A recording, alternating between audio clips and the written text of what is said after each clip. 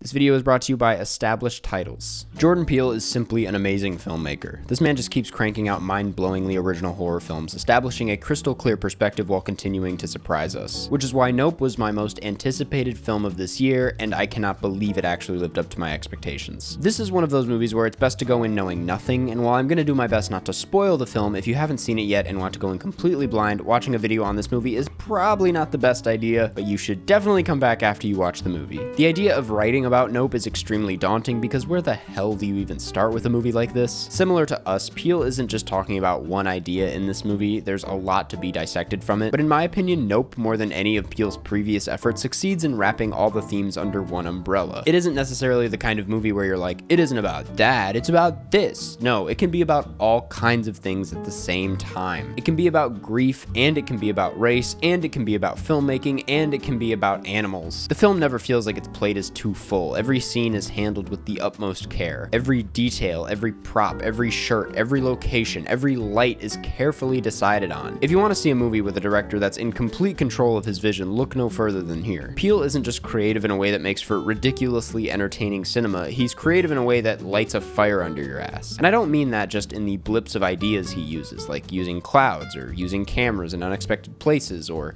even his titles. What I'm talking about is the way he's able to create spectacle with very little. I mean, even the title is a great example of this. Just the simple word Nope tells you all you need to know about this film. I mean, most of this credit does go to Hoyt van Hoytema, one of the greatest cinematographers working today, clearly, who makes even the simplest of shots, like a shoe floating on the floor, feel bone-chillingly horrifying. And that is just one example of how horrifying this movie gets. Given how much is out there about this film already, I don't think it's a huge spoiler to say that this film is about a UFO, and there is a scene in here that kind of plays with society's depiction of an alien that in itself manages to be a really goddamn scary scene, but that's only the appetizer for what is to come later in the film, which is a small example that I think speaks to one of the larger ideas the film is getting at, which is how humans place themselves at the top of the food chain. And the film, being as smart as it is, just completely blows you away with what its take on real aliens is, in a way that I've seriously never seen before, in a way that honestly is kind of beautiful, and in a way that is just extremely eerie. It's the kind of sci-fi film that totally marches to the beat of its own drum, and like 2001: A Space Odyssey, will probably continue to shock audiences for years because of its sharp originality. And like I mentioned, I think a lot of this originality and shock is able to come through clearly because of just how well Peele is able to balance everything going on. Peele is in a uniquely great place in his career in that he's really shooting for the stars, literally, and going for it with some of his weird ideas,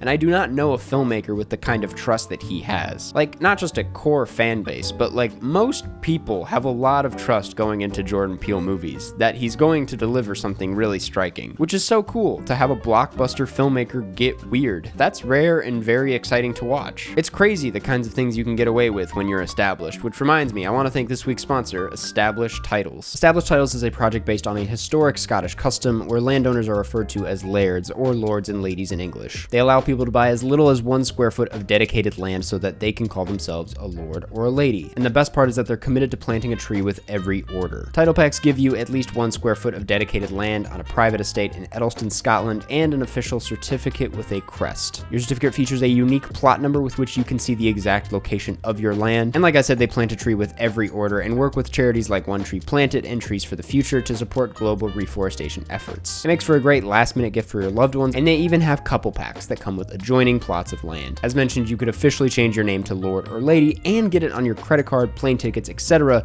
You can even get it on your dating profiles. Established Titles told me that the first 200 people purchasing a title pack using my link will effectively be placed next to my plot. Established Titles is actually running a big sale right now, plus if you use the code Karsten, you can get an additional 10% off. What are you waiting for? Go to establishedtitles.com/Karsten to get your gifts now and help support the channel. Like I said, I did like Us, but I think I left that film a bit underwhelmed because everything it was saying felt a little rushed near the end and like it didn't fully stick the landing. There wasn't really something in that film that I could emotionally attach myself to that left me wanting more. And Get Out is one of the best films of that year, but feels like it's in a completely different lane just in how simple it is compared to these two. Nope is the first film of Peele's that feels like he successfully landed his high concepts with just enough ambiguity to keep it terrifying and just enough explanation to make it a really smart movie. As more people watch this and talk about this, you'll hear a lot of different takes on what it's really about. I've already seen many people talk about the film's take on below-the-line film workers and about animal rights, points, both of which I think are completely valid. But to me, the thing that made me cry unexpectedly at the end of the film was its take on grief. This is not only the best alien film I've seen, but it's one of the best films about grief, about how death comes out of nowhere, how someone being ripped out of our lives can feel unexplainable, and that feeling like you need to get to the bottom of it to process that grief properly, like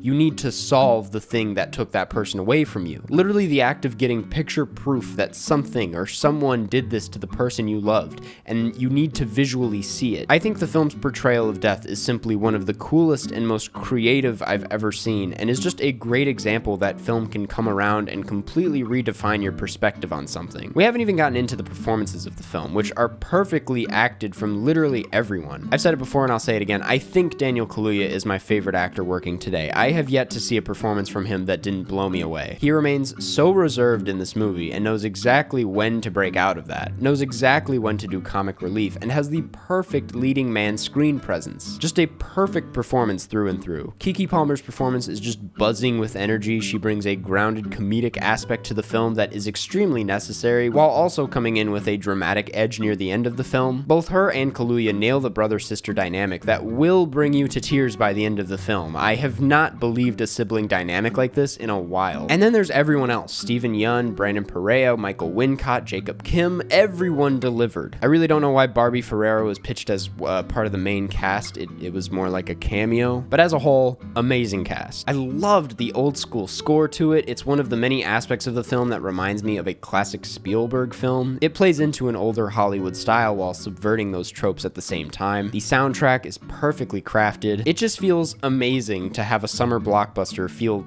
this caring. You know what I mean? Something that has a lot of shit to say and has a very unique way it wants to say all of it and wants to make that experience an absolute thrill. More than anything, Nope respects the audience. It's less concerned with blowing your mind and more concerned with making you actually feel for these two people, allowing for an experience that is pure escapism that will also keep you thinking about it for days and maybe even give you nightmares. So yeah, this is definitely so far my film of the year. It is without a doubt my favorite thing Jordan Peele has made so far, and feels like the first time he's achieved a perfect balance with this high concept style of storytelling. It's funny, it's shocking, it's horrifying, it's sad, it's a spectacle, and it's smart. So please, run to see Nope and form your own opinion. See it on the biggest screen possible, and you know what? I'll see you in the next one.